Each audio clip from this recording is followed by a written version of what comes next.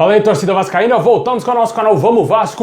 Pessoal, vamos aí para as notícias de hoje, né, cara? As notícias da tarde do Vasco. O Vasco aí que não deverá ter um Nenê em campo para a partida contra o CSA. Vamos falar aqui quem pode ser o seu substituto. A torcida do Vasco é a entrada do chileno Carlos Palacio no time titular. Vamos trazer aqui também mais informações sobre a 777 Partners e o que o Vasco pretende fazer enquanto os norte-americanos não chegam aí no comando do clube e como que vai continuar a situação do Zé Ricardo. Tudo isso e muito mais agora para vocês. Já deixa o like aí, se inscreve no canal, ativa o sininho para você não perder nada, receber todos os vídeos postados aqui no nosso canal Vamos Vasco. Também vai lá no meu outro canal Expresso Vasco, a gente tá de volta com o nosso canal, dá uma moral lá pra gente voltar a crescer rumo a 30 mil inscritos. Narrador que narra as notícias do Vasco lá não sou eu, mas o canal é meu, viu? Se inscreve lá, dá uma moral lá pra gente chegar a 30 mil inscritos.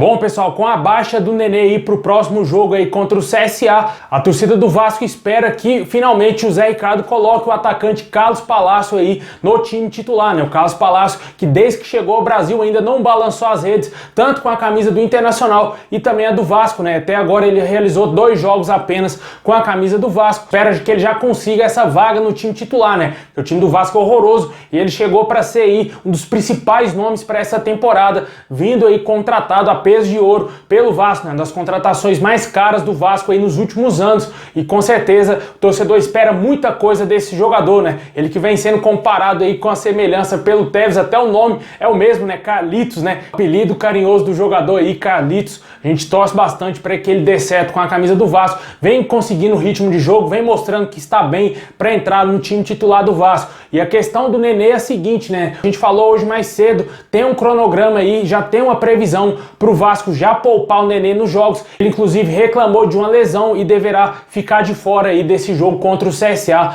Provavelmente ele não irá para essa partida. O Nenê que nessa temporada até então jogou 17 jogos com a camisa do Vasco, incluindo Copa do Brasil, Campeonato Carioca e o Campeonato Brasileiro da Série B, marcou 5 gols com a camisa do Vasco. Ele é muito importante, jogador extremamente importante para o time do Vasco, né? Como eu falei mais cedo, o Vasco deveria ter contratado um jogador de maior qualidade, de um jogador para ser referência juntamente com o Nenê, jogador de ataque, né? Pra dividir a responsabilidade do Nenê nos jogos, né? Fica bem nítido para todo mundo que o Vasco tem uma Nenê dependência, né, cara? Assim como é o Neymar lá na seleção, é o Nenê no Vasco. O Vasco não consegue ser criativo e não consegue evoluir dentro de campo quando o Nenê não está jogando, né? Isso é bem preocupante, até porque os reservas que temos hoje, os reservas do Nenê, os outros meio-campistas são Bruno Nazário, também aí o Isaac, que nem sequer vem sendo relacionado para os jogos, e esse horroroso Lucas Oliveira, que foi uma das últimas contratações que o Vasco fez para a Série B do Campeonato Brasileiro. Esses são os 3 meias que o Vasco buscou no mercado nessa temporada. Se juntar os 3, não dá o Benítez com a perna, né? Por exemplo, né? O Benítez que vivia quebrado quando vestia a camisa do Vasco. Para falar a verdade, é bem longe disso. 3 jogadores de qualidade muito duvidosa que realmente não deveriam nem estar vestindo a camisa do Vasco. O menos pior deles é o Bruno Nazário, que eu acredito que o Zé Ricardo não vai colocar o Carlos Palacio como titular. Eu queria muito ver o chileno já como titular, mas provavelmente o Bruno Nazário deverá ser o substituto do Nenê nessa partida de sábado aí, às 7 horas da noite em São Januário, contra o CSA. Deixa aí nos comentários quem você escalaria no lugar do Nenê e se você daria uma chance aí pro Carlos Palacio, que, como ele próprio diz, prefere atuar mais ali no meio campo, né? Ele que, quando vem entrando nos jogos, vem atuando mais centralizado. Ficou bem nítido isso no jogo contra a Tombense.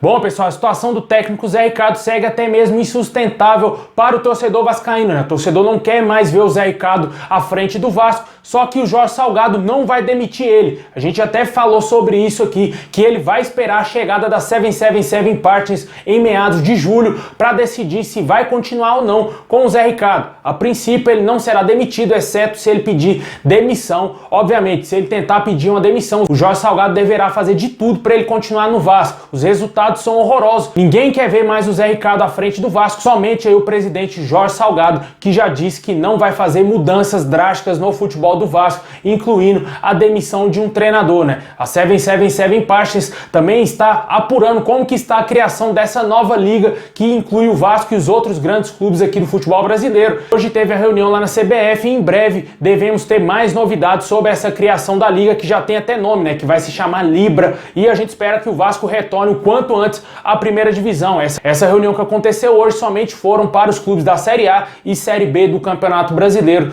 Torcemos bastante para que o ano que vem, se tiver essa liga, o Vasco já volte para a primeira divisão, né? Tomara que os norte-americanos venham o mais rápido possível para o Vasco. A expectativa do Vasco é de que até julho o futebol estará entregue a 777 Partners para eles fazerem uma análise melhor do mercado e remontar o elenco do Vasco, que é considerado fraco hoje, para montar um time mais forte para voltar para a elite do futebol. Vai ser complicado porque o campeonato já vai estar em andamento e dependendo de como que vai estar a situação do Vasco, pode ser que seja irreversível, né? Porque o time do Vasco dá mostras que é muito fraco, que não vai conseguir vencer seus jogos com tranquilidade, vem sofrendo muito na Série B, somente empata. Como disse na transmissão lá o Lédio Carmona, se você empatar os 38 jogos da Série B, você está rebaixado para a Série C do Campeonato Brasileiro. É muito triste, o Vasco está no fundo do poço, tinha tudo para entrar no G4, se juntar o Grêmio, o Cruzeiro e o Bahia lá no G4, infelizmente deixou escapar uma grande chance no jogo contra a Tombense.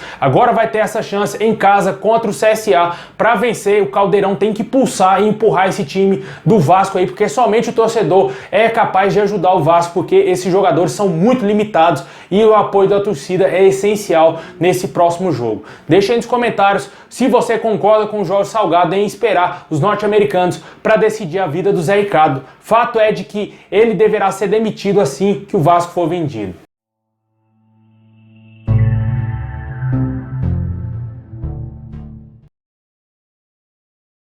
Bom, pessoal, hoje o jornalista Fábio Azevedo divulgou o boletim médico aí de como que está a situação de alguns jogadores lesionados do Vasco. O meio-campista Juninho iniciou a transição na tarde de hoje e, se ele evoluir de forma esperada, pode ser relacionado para o jogo contra o CSA. O atacante Eric, recentemente contratado, ainda apresenta uma discreta dor em topografia da lesão. Iniciou o trabalho no campo junto à fisioterapia hoje. O meio-campista Vitinho, que até então, desde que chegou do Corinthians, ainda não se firmou com a camisa do Vasco, teve lesão na pré-temporada e também teve uma lesão agora antes do início da Série B. Ele segue o protocolo de recondicionamento físico e passará a fazer atividades no campo nessa semana. O meio-campista Nenê, como a gente disse, foi reavaliado hoje e está assintomático ao exame físico. A princípio, ele treina amanhã. Só que o Vasco pode, mesmo assim, se não for constatada uma lesão mais séria no Nenê, deverá ser poupado, como a gente falou mais cedo, né? O lateral direito, Léo Matos, retornou aos treinamentos nessa terça e deu início ao processo de recondicionamento físico. O jogador que não vinha sendo relacionado pelo técnico Zé Ricardo, ele acabou se lesionando nos últimos dias e deverá ficar à disposição nos próximos jogos aí do técnico. O atacante Laranjeira, que vem tendo pouquíssimas oportunidades, também está lesionado, iniciou a transição nessa semana e faz trabalhos de fundamentos no campo com a preparação física. Esses são os jogadores que estão no estaleiro do Vasco. Alguns jogadores aí que o torcedor espera alguma coisa, né? Principalmente aí do Eric e também do Vitinho, que pouco mostrou com a camisa do Vasco desde que foi contratado. Se você não sabe, o Vitinho é o camisa 8 do Vasco, cara. A lendária camisa 8 do Juninho Pernambucano, do Giovani, é do Vitinho, que sequer vem entrando dentro de campo, né, cara? É muito triste essas contratações. Chega a dar nojo do trabalho aí do Carlos Brasil à frente do Vasco, né?